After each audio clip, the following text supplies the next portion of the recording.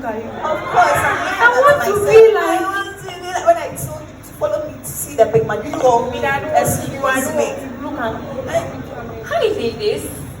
Can I talk to you? Talk to me. Excuse me. My sister, no. My sister. Come, let me talk to you.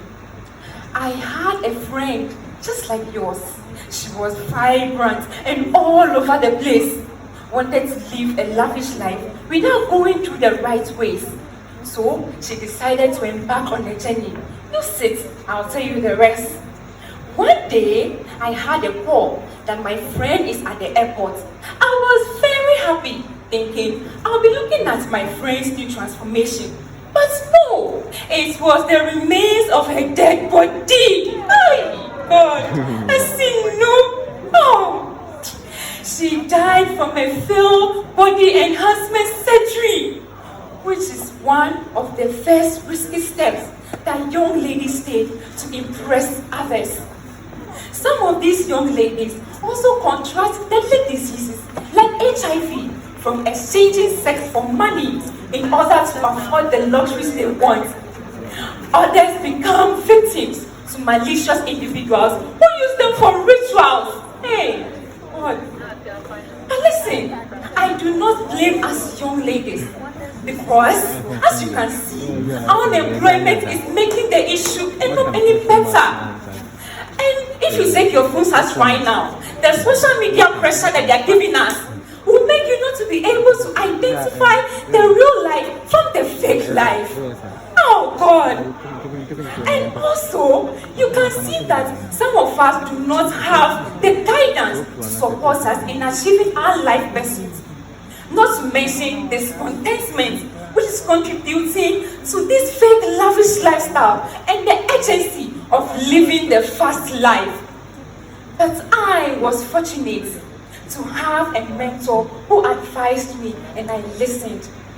How I wish my friend Esinu had the patience to listen to advice, because mentorship goes a long way in changing our lives for good.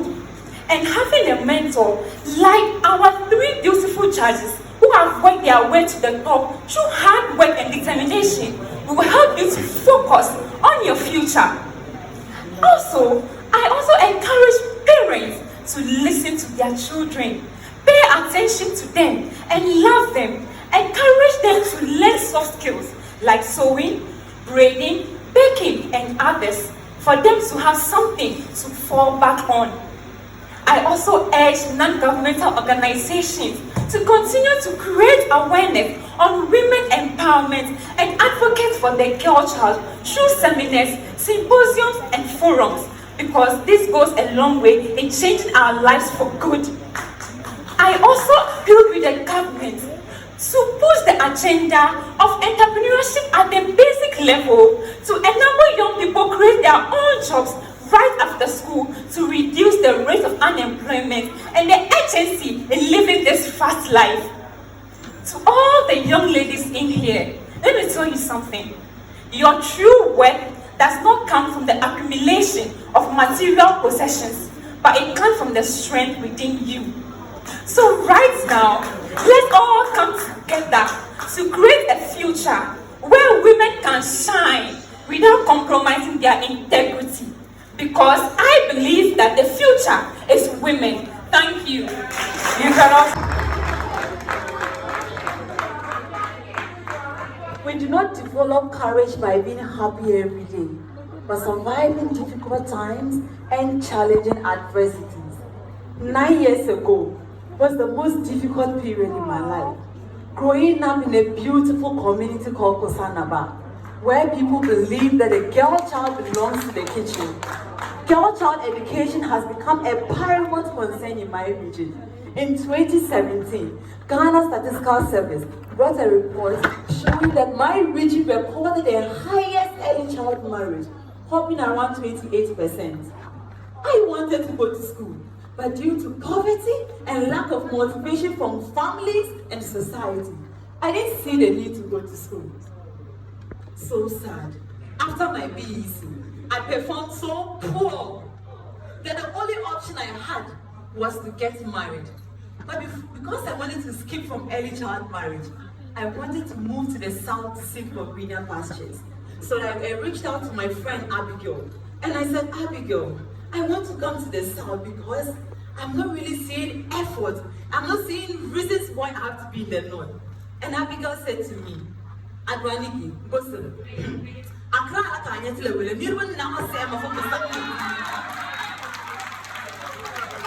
wants to come to the city, but the city is overpopulated. Situation around home and make a change.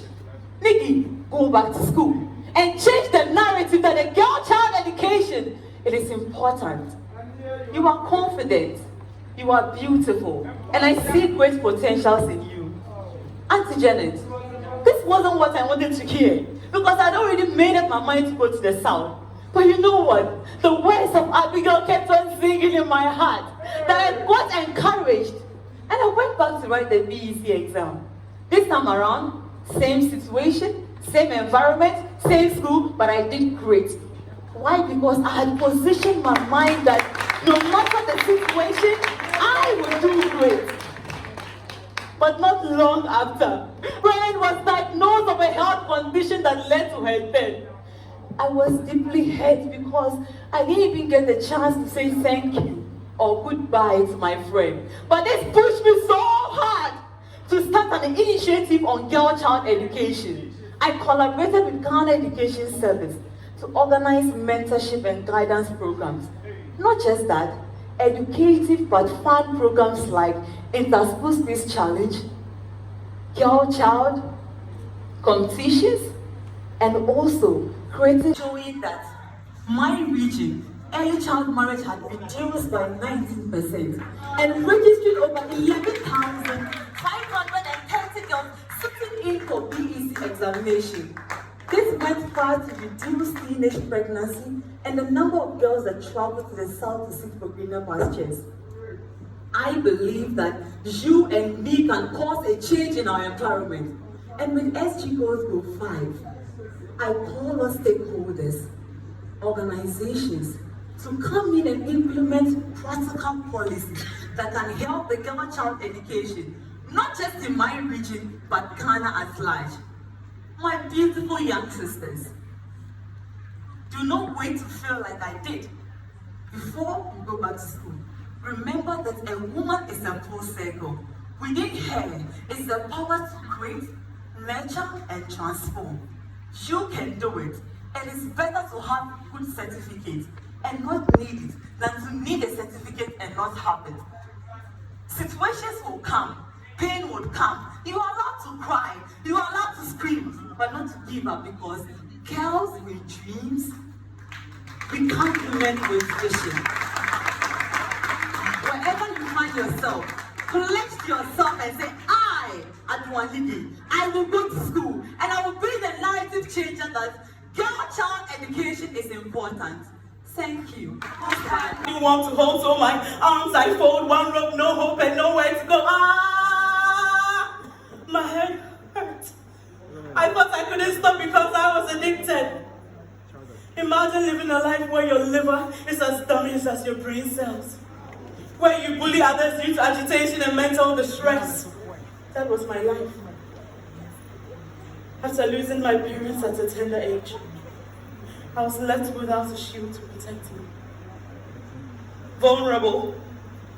I wanted to belong and fit in, so I sought validation in my peers at school.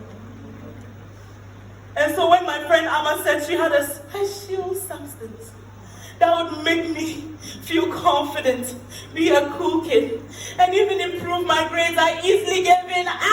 Amma. Just like me then, over 16.2% of youngsters in Ghana abuse drugs. Isn't that sad? It wasn't until I began watching Today's Woman on TV that I garnered courage and turned my life around.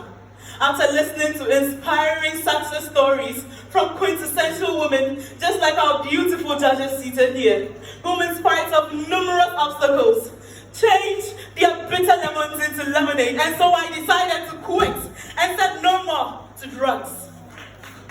And so, my dear ones, Stay away from drugs and choose your peers wisely. Because hard girl, it will never pay. Oh. And remember, that it's not too late to quit if you have already started. You can seek help from trusted teachers and guardians who will never judge you, just like I did. I repeat, who will never judge you. To my audience, what role can you play? I urge you to help me call on governments and school institutions to provide therapy and rehab services to students at various schools to help reduce substance use, because now you see. Even in the face of my tragic childhood, I was able to complete my tertiary education. I made it this far, all the way to this GMB stage. I'm bowed and bent and I'm broken, so you can dare me to lots of pain and agony and suffering, and I will rise up. I will rise like a flame. I will rise up. I will rise unafraid. I will rise up. And I'll do it 1,000 and 1,000 and 1,000 and 1,000 times again. I will rise up. And like my Angela, against all odds, still, we will rise. Be smart, don't start, and say no to drugs. Thank you. Favorite senior the meaning of sex. Atu said, "Come, I will show you." Months later, Adepa is pregnant. Now tell me, who do you think is the cause? Before we consider Adepa's curiosity, inadequate parental guidance and lack of sex education contributed to Adepa's pregnancy. Teenagers who do not have proper education about their sexual life and contraceptives are more likely to have unprotected sex, which may lead to unintended pregnancy. Notwithstanding, teenagers who do not have adequate guidance from their parents, medically, she stands the risk of having complications throughout her pregnancy and childbirth. You don't want to be in the shoes of Adepa, do you? No. But the good news, my dear teenagers, before I come to you, let me speak to your parents. Dear parents, please develop a good relationship with your children. Pay attention to what they share with you so that they can be confident enough to tell you exactly what they are going through. Be their friend, be there for them. Because since they are their boys, they know Bekasa. Boys, they kasa. Timeslam. Mosuso, Monkasa. Again, sex education should be for both boys and girls. They should be educated according to their sex equally, because at the end of the day, they are all equal. Now to you, my teenagers. Though there are contraceptives, abstinence is the best. Take a bold decision to stay away from sex until you are older and mature enough. Because remember that today's woman does not relent. She fights for the best with conscious decisions. When I say abstinence, you say the best. Abstinence, the best. Let that man say, thank you. Fatima from the Border region highlighted, of course, teenage pregnancy. We are ready to learn. Let's take a quick look at this video. Now that is me, hawking on the streets of Accra, specifically Kantamanto. Oh, Rollins Park. The good news is that it's on this same street that I developed my braiding skill, which today has become my career.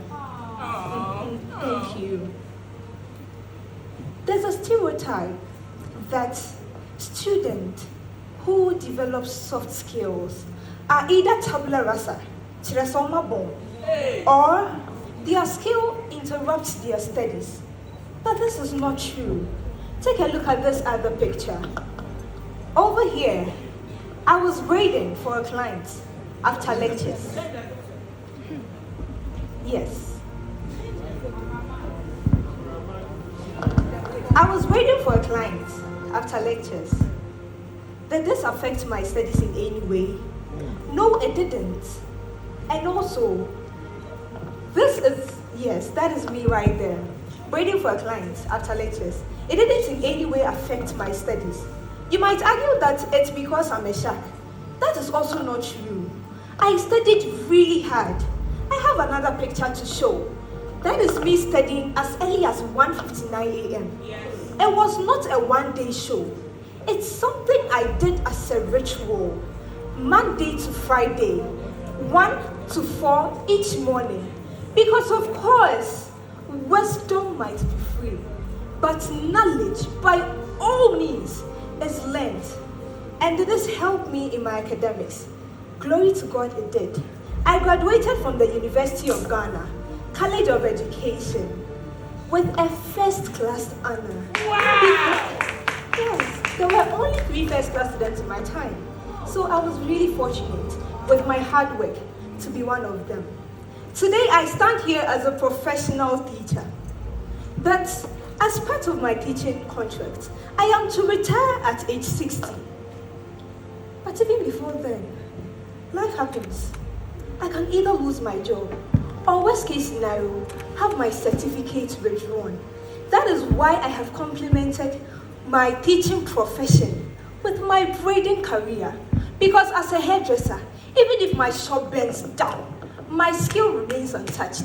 After all, I didn't need an entire salon to make this beautiful wig I am wearing. I did it all by myself in the comfort of my room. So that is the thin line between a career and a profession. A career is lifelong, but a profession may not be. So my ladies, I would urge you that because of life's many uncontrollable circumstances, endeavor to acquire a skill consciously. I repeat, consciously. Learn a skill like carpentry, braiding, cooking, writing, or even music, in addition to whatever career path or professional path you take. This will ensure that you can live fully independent, productive, and financially stable lives all day. Now parents, a skill is that valuable treasure when you live with your child. No sunburn of Adam can take away. I will for wait day in Kotojo Fem and Sadan say, Miss Resi, Maria Morepre that your papa amamu manu. What should say, what did insan, Numa Ebeka won at the Sunyahu? Every say, a jampadipia renua a crom, a sim a manuatu. What a showdown to close the performances for tonight. Judges, I don't end. This has been my life. Suicide felt like the only option until therapy saved me. Mental health is not to be joked with. Mental health is an aspect much ignored, yet killing most of us gradually. I speak not just as an advocate, and as someone who has personally felt the weight of a mental health challenge. Growing up as a girl brings a unique set of experiences and challenges. One of the most troubling aspects is the pervasive issue of harassment, particularly the effect of sexual harassment on the mental health of young girls. Sexual harassment casts a long and dark shadow over the lives of young girls. It often stems from deeply ingrained societal norms that perpetuate gender inequality, toxic masculinity, manifestation of the abuser's insecurities, or unresolved trauma. Hey, see Nyash, see body Manchester, where? Okay, your neck will buy you. Oba Choli. Ah, my wife, come and see me after class. Sexual jokes like these,